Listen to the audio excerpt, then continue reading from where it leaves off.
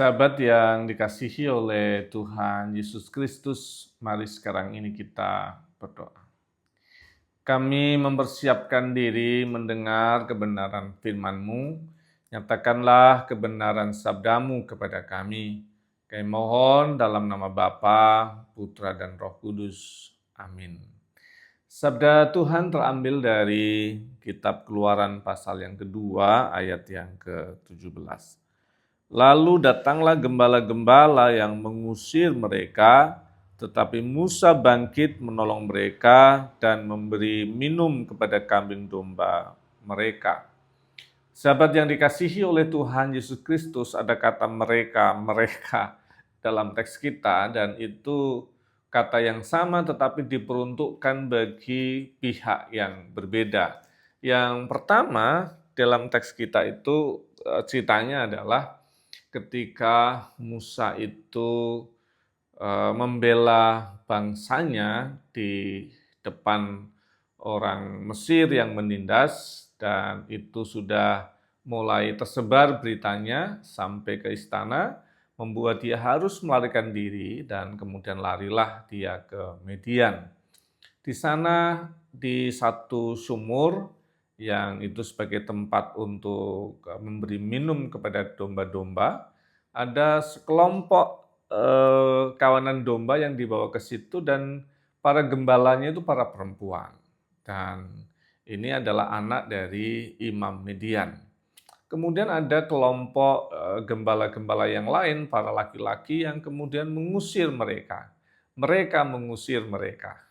Mereka itu gembala para laki-laki, mengusir mereka yang disebut oleh para gembala perempuan, anak-anak Midian ini. Karena melihat ketidakadilan itu, Musa bangkit dan membela.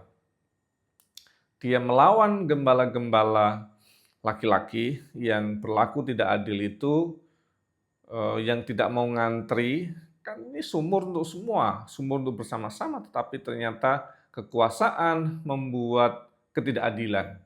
Kemudian Musa berdiri, dia melawan mereka, mengusir mereka, dan kemudian memberikan minum kepada domba-domba dari gembala-gembala yang perempuan ini. Dan itu yang membuat dia kemudian berjumpa dengan Imam Midian, dia kemudian berjumpa dengan pasangannya, Sipora, anak perempuan dari Imam di Midian. Nah, apa yang boleh kita hayati dari peristiwa ini? Yang pertama yang saya usulkan kita hayati gini. Musa sebenarnya dalam situasi yang sedang tidak baik-baik saja. Dia krisis identitas tentunya. Dia orang Ibrani, tetapi tinggal dan besar di istana. Kemudian dia membela bangsa Ibrani yang disebut sebagai bangsanya, melawan kerajaan yang dia tumbuh di situ. Dan dia sekarang berhadapan dengan istana, dan dia harus lari. Dan ketika dia lari, pertanyaan saya, saya siapa ini? Dia sedang dalam situasi yang mencari krisis identitasnya. Mungkin dia akan mengatakan, saya adalah orang Ibrani yang sedang lari. Itu tentu menjadi pergumulan. Yang berikutnya lagi, situasi sedang tidak baik-baik saja. Dia sedang membutuhkan tempat perlindungan.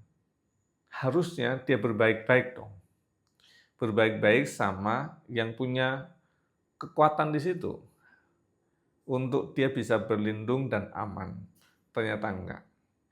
Dalam segala susahnya, dalam segala hal yang tidak baik yang dia alami, dia masih berbuat baik sama orang yang membutuhkan.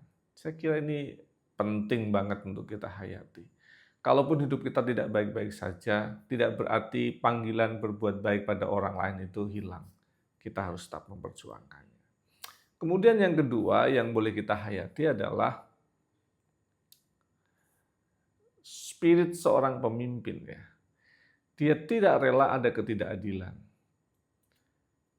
Dia membela, memperjuangkan keadilan itu terjadi dan melindungi kelompok yang lemah.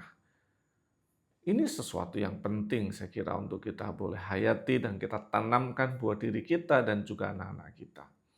Supaya kita semua juga tumbuh, bahwa ketidakadilan harus dilawan. Memperjuangkan yang adil untuk semuanya. Dan yang paling penting, kalaupun kita tidak jadi seperti Musa yang melawan itu, tapi ketika itu ada di dalam kendali kita, kita tetap berlaku baik dan tidak memperlakukan ketidakadilan bagi orang lain. Bukan karena gara-gara saya berkuasa maka saya berlaku tidak adil, gara-gara saya berkuasa punya akses kemudian saya mengerjakan macam-macam sesuai dengan mau-mau saya. Itu tentu tidak. Kalaupun kita belum berdiri dan melawan ketidakadilan, minimal di saat kita bertindak, kita berlaku adil untuk kehidupan kita, untuk keluarga kita, untuk anak-anak kita, untuk siapapun yang kita jumpai dalam hidup ini. Kiranya Tuhan memberkati kita semua. Amin. Mari kita berdoa. Bapa kami yang di surga, dikuduskanlah namamu, datanglah kerajaanmu, jadilah kehendak-Mu di bumi seperti di surga. Berikanlah kami pada hari ini makanan kami yang secukupnya, dan ampunilah kami akan kesalahan kami, seperti kami juga mengampuni orang bersalah kepada kami. Dan jangan bawa kami dalam pencobaan, tapi lepaskanlah kami daripada yang jahat. Karena Engkaulah yang punya kerajaan dan kuasa dan kemuliaan sampai selama-lamanya. Amin. Tuhan Sang Pemelihara hidup senantiasa memberkati dan memelihara setiap sahabat. Dalam nama Bapa, Putra, dan Roh Kudus. Amin.